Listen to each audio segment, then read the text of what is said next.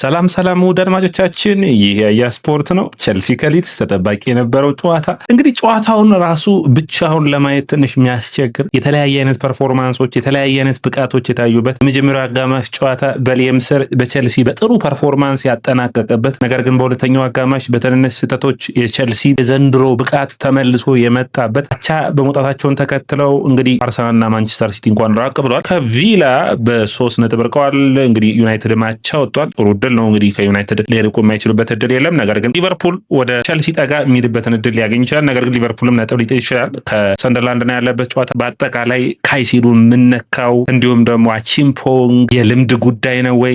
ዛሬ በዚህ ጨዋታ ላይ የተረዳው ትንሽ ጠንከር ያለ ትችቶች የሚያስፈልገው ጨዋታ ይመስለኛል። ባልተለመደ መልኩ ቡድኖች ሲሰሩ እንደዚህ አይነት ስህተቶች የሚጠበቁ አይደሉም። ልምድ ነው እንዳይባል አሁን እዚህ ስብስብ ውስጥ ያሉ ተጫዋቾች በልምድ ረገድ ከፍ ያለ ብቃትን አምና አሳይተውናል። ኤንዞ ማሬስካ ብቻ ችግር እንዳልነበር የተጫዋቾቹም አንዳንዴ የወጥነት ችግር እንዳለባቸው የሚያሳይ ነው። ጨዋታው ግን ጃኦ ፔድሮ ምን አይነት ተጫዋች ነው! ዳድማቻችን ጎልን ያስቆጠረበት መንገድ፣ አሲስት ወይም ደግሞ ያው እንግዲህ ፍጹም ቅጣት ምት ያስገኘበት መንገድ፣ የፓልመር ከጭማሪ ደቂቃው ላይ ያመለጠችው እድል ለቸልሲ ውድ የሆነ 3 ነጥብ የምታስገኝበት ነበር። ይህ 3 ነጥብ ተገኝቶ ቢሆን ኖሮ ትልቅ ትርጉም ይኖረው ነበር። ሌም 5 ተከታታይ ጨዋታዎችን የሚያደርግ ይሆን ነበር። ነገር ግን እንግዲህ አቻ ተጠናቋል።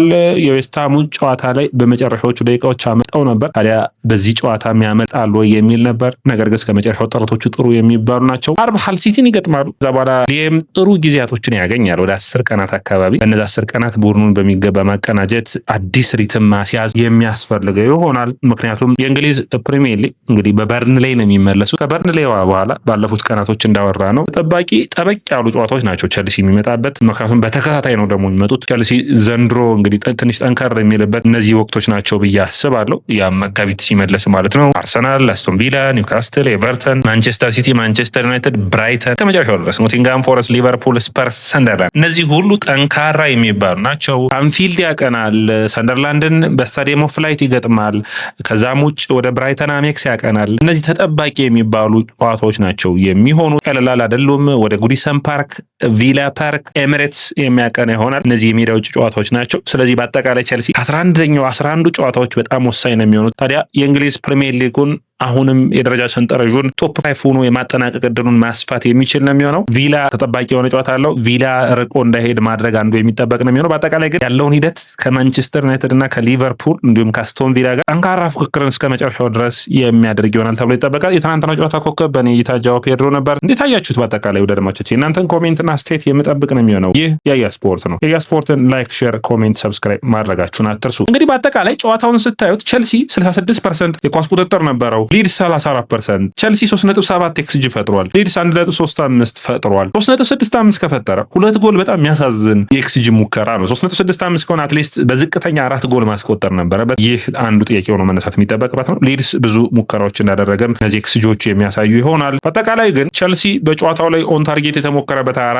ነው። ኦን ታርጌት የተሞከረበት 2 ነው። ቸልሲ 4 ሞክሯል። ጎሎችን ማስቆጠር በተለይ በሁለት አጋጣሚዎች ፓልመር እና እንዲሁም ደግሞ ጃኦ ፔድሮ ጥምረታቸውን ቢጠቀሙ ኖሮ በመጀመሪያ አጋማሽ የጎል ልዩነቱን ሰፋ አድርገው መምራት የሚችሉ ነው። ከዛ ውጭ በጨዋታው ላይ ሌላኛው ያስደመመኝ ተጫዋች አንድሬ ሳንቶስ ነው። ወደ ደማቻችን በሊየም ስር እንደ አዲስ የተወለደው አንድሬ ሳንቶስ ምርጥ ብቃቱን እያሳየ ነው። ኤንዞ ማሬስካን ሁሉ ትንሽ ወቀስ የሚያስደርግ ይመስለኛል። እንደዚህ አይነት ተጫዋችን ለምን እስከዛሬ አልተጠቀሙበትም? በአማካይ ክፍሉ ላይ ማረጋጋትን የሚፈጠር በተለይ በመጀመሪያው አጋማሽ ደግሞ ቡድኑ በፈጣን መልሶ ማጥቃት እድሎችን ሲፈጥር ውህደቱ፣ ጥምረቱ በጣም አስደሳች ነበር። ለካይሴዶም ጥሩ ሽፋኖችን ሰጥቷል። ቸልሲ ቀጣይ ያሉበትን ጨዋታዎች በሚገባ ማሸነፍ የሚያስፈልግ ነው የሚሆነው። ፍላጎቱ ይኖራል። እንግዲህ አንዳንዴ የኢሞሽናል የመሆን ስሜታዊ የመሆን ከእድሜም ጋር ተያይዞ የሚያነሳት የሚጠበቅበት ነው። ነገር ግን በሂደቶች ውስጥ እግር ኳስ በኢሞሽናል ምክንያቶች ብቻ መነሳት የሚችል አይመስለኝም። አሁንም ይህ ስብስብ ጃኦ ፔድሮ እንግዲህ ፍጹም ቅጣት ምት ያስገኝበት የራሱ የተለየ ድንቅ አስገራሚ ብቃቱ ነው ማለት የሚቻል ነው የሚሆነው። ምክንያቱም በተከታታይ ሞስኬራ፣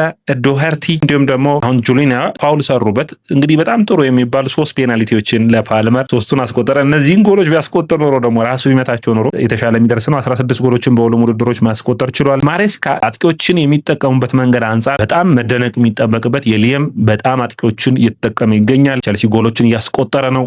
በመጀመሪያው አጋማሹን በሁለተኛው አጋማሽ የተለየ ነገር ግን የሆነ ነገር ነፃነትን ወይም የሆነ ነገር እንደሰጣቸው በግልጽ ሜዳ ላይ ይታያል። ውጤታማም እየሆኑ ነው የሚገኙት። ጃው ፔድሮ ያቆሙ አልተገኘም። እንግዲህ ይህንን አጥቂ ወደ አድማጮቻችን ግብ ጠባቂና አጥቂ ጎሎች በራስ መተማመናቸውን የሚያመጡ ስህተቶች ዋጋ የሚያስከፍሏቸው ናቸውና በጥሩ ሂደት ላይ ይገኛል። ዴላፕን በሚገባ አሁን ልዩነቱ ሰፊ የሆነ መጥቷል በሁለቱ ተጫዋቾች መካከል። ጃው ፔድሮ በጣም አስደናቂ ተጫዋች ሆኖ መነሳት የሚጠበቅበት ነው። ታዲያ ያንን የመሰለ የመጀመሪያው አጋማሽ ለ67 ደቂቃ ያክል ሙሉ ጨዋታውን መቆጣጠር የቻለው የቸልሲ ስብስብ በሁለተኛው አጋማሽ የካይሴዶን ስህተት በተለይ ልምድ ባለው ካይሴዶ በተለይ በሚገባ ብዙ ነገሮችን በሚያውቀው ካይሴዶ እንዴት ያንን ስህተት እንደሰራ ፍጹም ቅጣት ምት እንዴት እንደተገኘ ሳስብ በጣም ነው የሚያሳዝነው። በሚገርም ሁኔታ ግን ፍጹም ቅጣት ምቱ ተገኘ፣ አስቆጠሩ። 6 ደቂቃ አካባቢ ቢሆን 72ኛው ደቂቃ ላይ ሁለተኛውን ጎል አስቆጠሩ። የሁለተኛው ጎል ደግሞ በኔ እይታ እንግዲህ በዘንድሮ ውድድር ዓመት የትኛውም ቡድን እንደዚህ የሚሳሳት ሁሉ አይመስለኝም። ምንድን ነው የሚሰሩት የሚያስብል ነው። አሁንም በግልጽ ይሄ ነው ያንኑ ብላችሁ አችምፖንግል ቶክሶ ስትሉ ካይሴዶ ጥረቱን ቀድሞ ማቋረጥ ነበረበት። ከዛ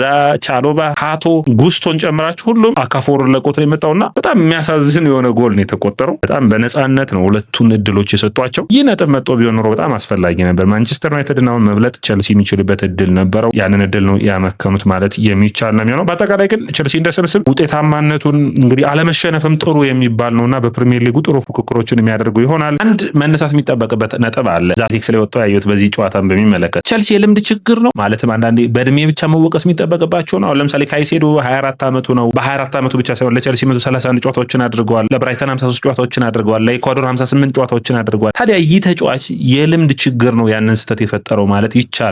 አንዳንዴ ደግሞ በጣም በሚያሳዝን ሁኔታ ካይሴዶ በኔ እይታ በጣም አድንቀነዋል። በጣም ምርጥ ብቃቱ ነበር እስከ አርሰናሉ ጨዋታ። ከአርሰናሉ ጨዋታ በኋላ ግን በተለያዩ ጨዋታዎች ላይ አቋም መውረድ የሚመስል አይነት ፐርፎርማንስ ይታያል። ስለዚህ ተጫዋቹን ማገዝ የሚያስፈልግ ነው የሚሆነው። እያንዳንዱን ሁኔታ በጉልበት ብቻ በተለይ ሳጥን ውስጥ ጥንቃቄን መምረጥ የሚጠበቅበት ይመስለኛል። ካይሴዶ ብቻ ግን አይደለም። አቺምፖንግ በጣም እንግዲህ ማውሪዚዮ ፖቼቲኖ የመጀመሪያውን እድል ሲሰጠው ቶተንሃሙ ጨዋታ ላይ ምርጥ ብቃቱን አሳይቷል። ቸልሲ በኤንዞ ማሬስካ ስር በጣም ጥሩ ብቃቱን አሳይቷል። አሁንም ይህ ተጫዋች በሊያም ስር በጣም የሚደነቅ ነው። ነገር ግን ስህተቶችን ሲሰሩ እንግዲህ ሃቶን ጨምሮ ስብስብ ውስጥ ያለመዋሃድ ችግር ነው። እንዴት ነው እነዚህን አይነት ሁኔታዎች መቀነስ የሚቻለው የሚል ነው። እንግዲህ እነዚህ 20 ተጫዋቾች አምና ቶፕ 4 የጨረሱ በክለቦች የዓለም ዋንጫ ያሸነፉ ናቸውና እድሜያቸው በላይ በሚገባ በቸልሲ ኃላፊነት የቀጠሉ ናቸው። እነዚህ ስብስብ ተጫዋቾች አሉ። በእድሜ ብቻ ማሳበብ የሚቻል አይደለም። ነገር ግን ልምድ ያስፈልጋል። ደግሞ በተለይ መከላከል መስመር ሲታሰብ ልምድ ያስፈልጋል። የማጥቃት ክፍሉ ጋር እዛ ላይ ልምድ ያስፈልጋል። በአጠቃላይ ግን ቸልሲ በጣም ምርጥ የማጥቃት ጥምረት ፍሰት የነበረው ጨዋታ ነበር። ካይሴዶ እንግዲህ ያጠፋውን ለመካስ ፓልመር የሰጠውን አጋጣሚ ፓልመር በቀላሉ ያስቆጥሯል ብዬ ነበር እኔ የጠበቁት። ነገር ግን ወደ ላይ ወጥቶበታል። እንግዲህ ከፓልመር የሚጠበቅ አይደለም። ትንሽ ኳሱ ከፍ ብሏል። ቁጥጥሩ ለማስቆጠር አስቸጋሪ ቢሆንም ነገር ግን የሆነ የአጥቂ ብቃትን የሚጠይቅ ነበር። የዳንኤል ፋርካው ሊድስ ወሳኝ የሆነ 1 ነጥብ ይዞ ተመልሷል። በጣም በሚገርም ሁኔታ ማለት የሚቻል ነው። ዶሚኒክ ካልቨርት ሊዊ አልነበረም። ያለ ካልቨርት ሊዊ ደግሞ እንግዲህ ይህንን ወሳኝ ነጥብ በተለይ በእንግሊዝ ፕሪሚየር ሊግ 10 ጎሎችን አስቆጥሮላቸዋል። የእነሱ ምርጡ ተጫዋቾች ነው ማለት የሚቻል ነው የሚሆነው። በቸልሲ እንግዲህ ጨዋታዎችን መጨረስ አሁን ባለፉት ጊዜያቶች የቸልሲ ችግር የነበረው አሁንም በእኔ እይታ የቡድኑ ወጥነት፣ አሁን በወጥነት በሳምንታቶች ውስጥ ውጤታማነቱ ጥሩ ነበር። ነገር ግን በጨዋታዎች ውስጥ የወጥነት እጥረት አለ። ይህ እንግዲህ በአሰልጣኙ በሚቀጥሉት ጊዜያቶች በሚገባ ማሰልጠን ሲችል ለውጦች ይመጣሉ ብዬ አስባለሁ። ነገር ግን የወጥነት ችግሩ እንዴት ይፈታል የሚለው ትልቁ ጥያቄ ሆኖ ነው የሚቀርበው። ወጥነቱ ሊፈታ የሚችሉበት መንገዶች ይኖራሉ።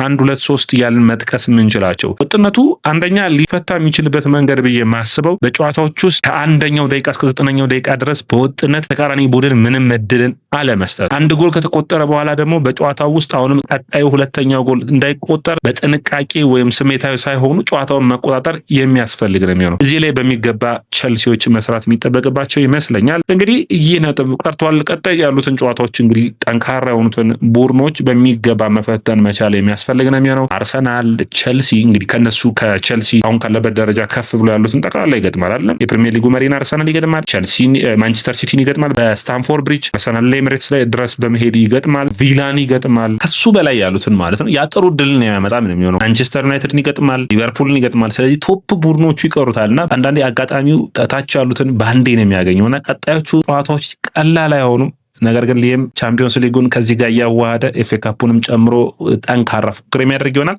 አርብ ከአልሲቲ ጋር የሚጫወት ይሆናል። በአጠቃላይ ጨዋታው ትንሽ ለቸልሲ ደጋፊ አስቸጋሪ ነበር ብዬ አስባለሁ። እንዴት አገኛችሁት? የእናንተን አስተያየትና ኮሜንት የምጠብቅ ነው የሚሆነው። የያስፖርት ነው። የያስፖርትን ላይክ፣ ሼር፣ ኮሜንት፣ ሰብስክራይብ ማድረጋችሁን አትርሱ።